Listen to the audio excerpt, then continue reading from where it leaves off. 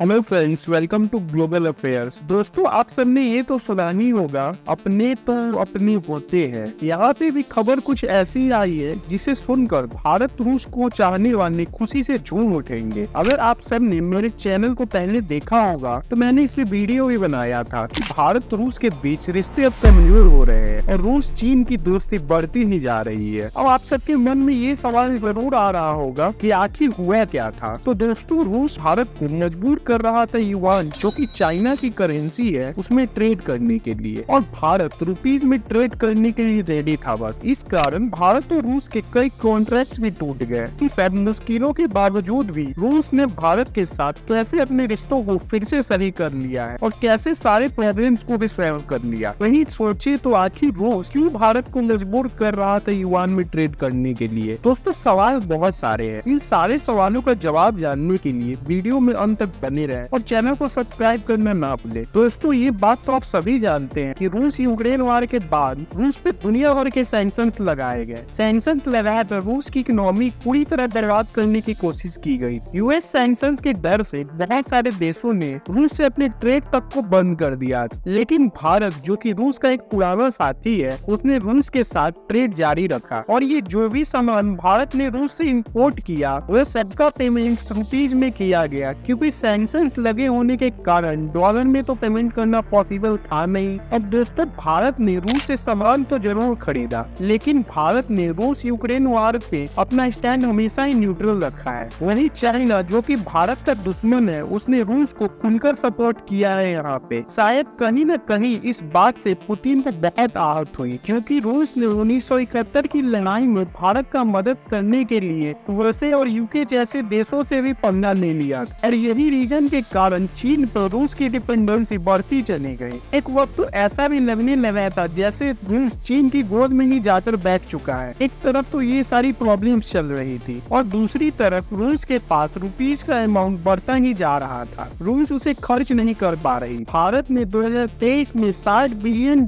का इम्पोर्ट किया टोटल रूस से, जिनमें $40 बिलियन ऑयल इम्पोर्ट था। ये सारा पेमेंट रूस को रुपीज में दिया गया। आप सबके मन में ये सवाल आ रहा होगा कि रूस को रुपीज में पेमेंट कैसे किया गया, और वहाँ के रुपीज चलता नहीं है तो रूस इन पैसों का क्या किया। तो दोस्तों, रूस के बैंक्स ने भारत के बैंक में अपने अकाउंट खोला। इसे वोस्ट्रो अकाउंट के नाम से हम जानते हैं, और फिर उन अकाउंट में भारत ने सारे पैसे डाल दिए। टोटल 20 वोस्ट्रो अकाउंट खोला गया रूस के द्वारा भारत में। भारत से इम्पोर्ट भी किया गया रूस के द्वारा, लेकिन इन सब के बावजूद भी $8 बिलियन रूस का भारत के वोस्ट्रो अकाउंट में फंसा था। इसे लेकर रूस काफी परेशान था। इस कारण भारत और रूस के कई सारे डील्स को भी कैंसिल करना पड़ा और रूस भारत को फोर्स करने लगा युआन में पेमेंट करने के लिए, जो कि चीन की करेंसी है। अब रशिया ने ऐसा क्यों किया होगा, इसके दो कारण है। पहला कारण ये है कि चाइना द्वारा प्रेशर बनाया गया होगा रूस पे भारत को बोलने के लिए, या फिर दूसरा कारण ये हो सकता है रूस चीन से बहुत सारे आइटम्स इंपोर्ट करता है, तो वहाँ भारत द्वारा दिया गया युआन को यूज कर सकता है। लेकिन भारत में युआन में पेमेंट करने से साफ साफ मना कर दिया और इस बीच भारत और रूस के रिश्ते खराब होने लगे। सबको ये तो पता ही होगा कि अगर भारत पे कोई भी आग उठाता है तो सबसे पहले रशिया भारत के साथ खड़ा होता है, लेकिन भारत के शिप्स पे 2 बार अटैक हुआ तब भी रूस चुप रहा। इतना ही नहीं, भारत मालदीव्स का मामला, जो कि इतना हाईलाइट भी हुआ था, उसमें भी रूस ने भारत के लिए कुछ भी टिप्पणी तक नहीं की। ये सब देखकर आपको ये तो समझ आ चुका है कि रूस और भारत के रिश्ते अच्छे नहीं चल रहे हैं। लेकिन अभी कुछ समय पहले भारत के विदेश मंत्री एस जयशंकर रूस गए थे और वहाँ उन्होंने पुतिन से मुलाकात की, और अब रूस, जो कि भारत से थोड़ा खफा था, रूस की सारी नाराजगी दूर हो चुकी है और रूस ने भारत को बहुत बड़ा तोहफा दे दिया है। यहाँ पे रूस ने अपने $8 बिलियन, जो कि वोस्ट्रो अकाउंट में था भारत के, उसको भारत में ही अलग अलग जगह इन्वेस्टमेंट करने का फैसला लिया है। रूस भारत मिलकर ज्वाइंट वेंचर डील में, जिसमें 120 वंदे भारत ट्रेनों को मैन्युफैक्चर और मेंटेन करना है इंडियन रेलवे के लिए, उसमें अपना इन्वेस्टमेंट करेगी। यही नहीं, ये भी खबर आ रही है Bharat Goa shipyards 24 cargo ships तैयार करेगी रूस की मदद से। इतना ही नहीं, इन सब के अलावा भी रूस ने भारत में कई जगहों पर अपने इन्वेस्टमेंट करने का फैसला लिया है। ये सारे इन्वेस्टमेंट से भारत को फायदा मिलेगा। जाएगा। दोस्तों इसलिए कहा जाता है अपनों के बीच भले ही थोड़ी बहुत प्रॉब्लम आ जाए लेकिन अपने तो अपने ही होते हैं, और रूस ने ये चीजें